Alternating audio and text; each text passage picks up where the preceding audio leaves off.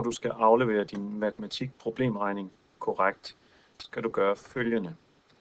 Start med at tjekke med vis udskrift, om det står pænt på siden. Det gør det.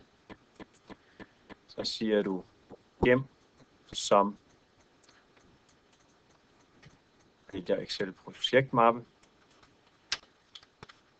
Og nu skal du navngive den med dit eget fornavn. Jeg hedder Henrik, derfor kalder jeg den for Henrik. Gem. Altså ikke lærerens navn, men dit navn. Sådan. Så går jeg ind på elevintra. Finder matematik. Aflevering. Klikker ind i den aflevering, jeg skal til at aflevere. Rigtig faneblad. Klikker på send dokument. Gennemse.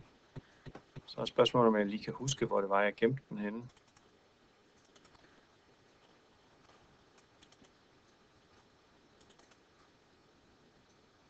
Henrik, der var den. Igen kalder jeg den for Henrik. Jeg kan godt kalde den Henrik opgave 2 eller et eller andet. Sådan. Sådan gørs det.